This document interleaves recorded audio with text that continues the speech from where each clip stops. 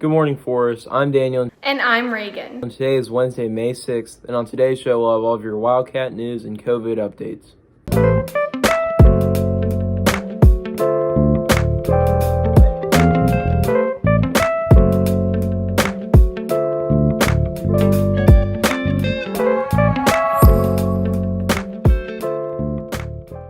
The stay-at-home order has been lifted, but the state is still in phase 1 of reopening. So please make sure you are limiting your outings and washing your hands to stay safe. With the economy opening back up, Logan is here with a live interview with Mrs. Bird to see the precautions Advent Health is taking and how healthcare workers feel about the economy starting back up. If a patient presents to the hospital with symptoms of the coronavirus, such as fever and a persistent cough, they would test that patient, and that patient is considered a patient under investigation. Until we get that test result back, we would treat that patient with our droplet and contact precautions, which simply means the gown, mask, and gloves, your standard surgical mask. Once we find out that that patient is truly positive, we would then move them to the negative pressure Care 19 unit, where we would put our full personal protective equipment, including the goggles, the N95 masks. So the staff is screened. On our way into work, they take our temperature to make sure that none of us are coming to work with fever and presenting with symptoms. Throughout our work shift, we wear a surgical mask throughout our whole shift, 12-hour shift. The hospital has also decided to test every one of the employees to make sure that we have a healthy workforce. I'm ready to reopen.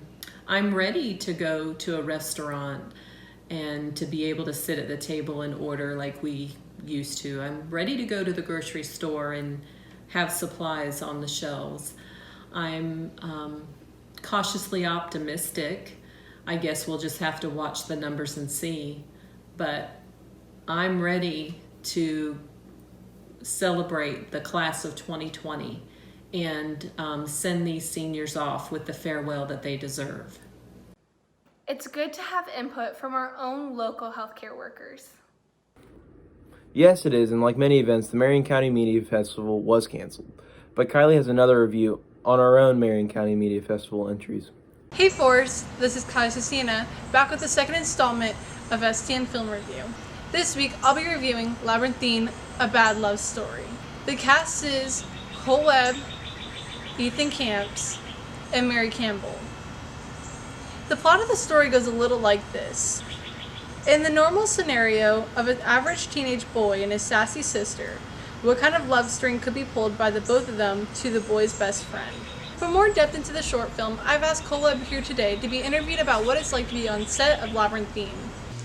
Now Cole, if you could change one thing in the storyline or how you acted, what would it be?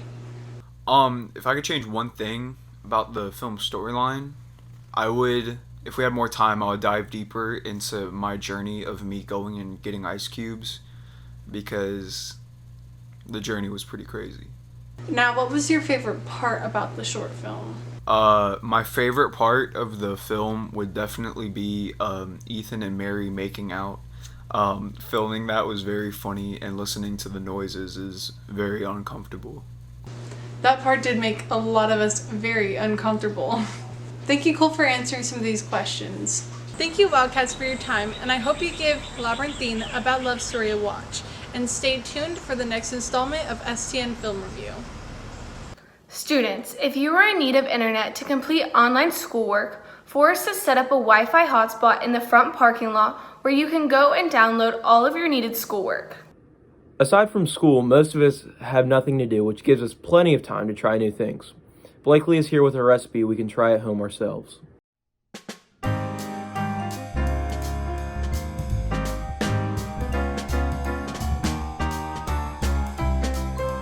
Good morning, Forrest. I'm Julie Bartoli, and today here with me is Blakely Pitts. And we are starting a brand new segment that will be airing every Wednesday. It is called Cooking with the Cats. This show will be filled with different elements of us in the kitchen baking, cooking.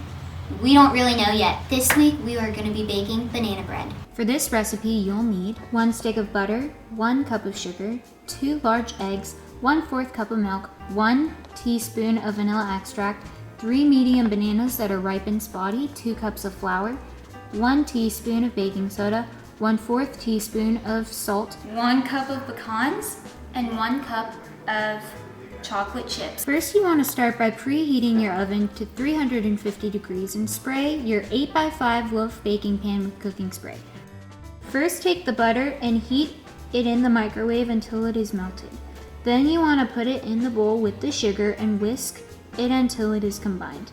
Next, add the eggs into a separate bowl along with milk and the vanilla extract until it is all smoothly combined. In a separate bowl, peel the bananas and smash them with a fork until it is nice and smooth and mashed. In that bowl, you want to add flour, baking soda, and salt. Switch to a spatula and gently stir until the ingredients are just barely combined and no more dry flour is visible. After all the ingredients are mixed in well with the banana, slowly add in wet ingredients in the dry bowl, until the batter is mixed together nicely. You then want to fold in your chocolate chips and lightly sprinkle the nuts into the batter. Once you have your final bowl of batter, you pour the batter into the pan. Smooth it out and bake for 50 to 60 minutes until the top of the cake is dark brown with some yellow interior peeling through. Let it cool in the pan for 10 minutes. Take it out, let it cool for another 10 minutes. After that, slice it and it is ready to be served. That's what we've cooked up for you today, cats. My name is Julie Bartoli here with Blakely Pitts.